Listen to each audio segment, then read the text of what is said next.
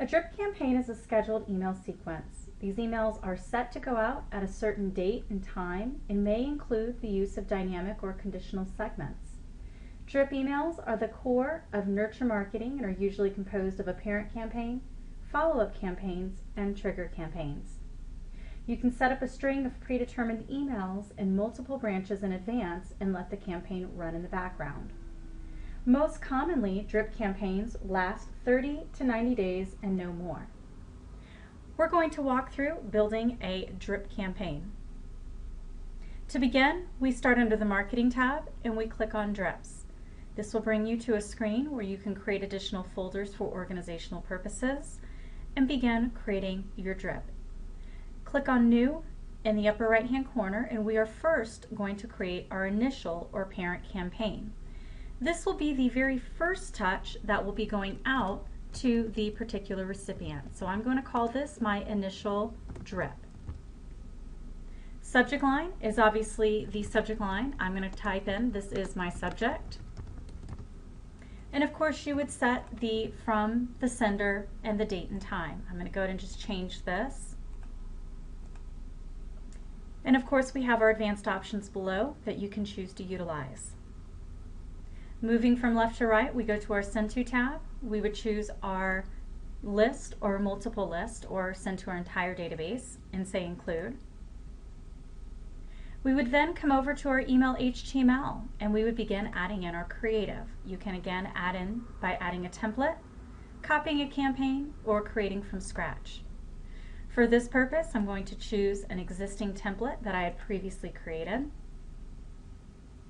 Once the template has been brought in, I simply go to the next tab over, which is the text, and this is where you would convert text if the text wasn't already brought in. To convert, in the bottom left-hand corner, you click on Convert HTML.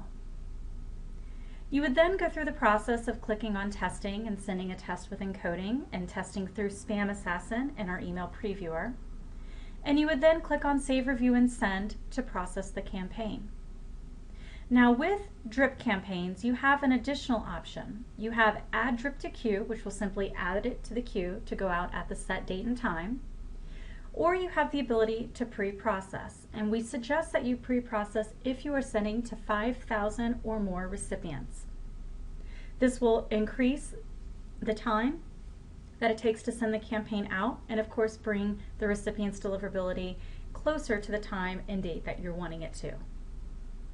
We ask that you pre-process 24 hours in advance if you are able to. If you are an hour or two away from sending the campaign, there is no point in pre-processing. You would simply add drip to queue. Once you have your initial created, you would then create your follow-up. So I'm going to hit Save and Return, and this is going to take me to a submenu where I can begin building my drip campaign. In the middle section, we have follow-up campaigns, which are specific date to specific groups. This is where you're sending based on action or lack of action. So these are your subject swaps where you're saying send to everybody who did not engage with my initial. So I'm going to select New over to the right hand side. We're going to again give it a name, and I'm going to keep this short and simple and call it Follow-up 1. You would then add in a subject line, and we suggest that you try different types of subject lines. Try asking a question. Try tying it to current events. Try using personalization. Try creating a sense of urgency.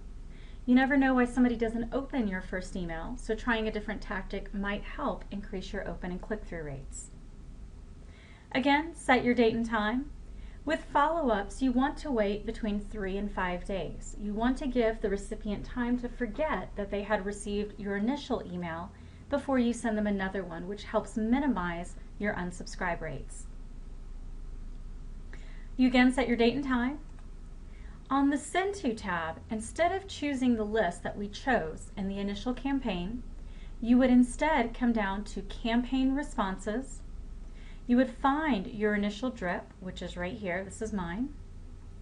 And at the bottom, you can choose Open but did not click, Opened and clicked, or Did not open. And since this is a subject swap where I'm sending to people who did not engage, I'm going to say Did not open, and I'm going to say Include. I could also say opened but did not click, which means that they could not have engaged with my call to action. So I can change that and click on include. I then go through the same process of adding in my HTML.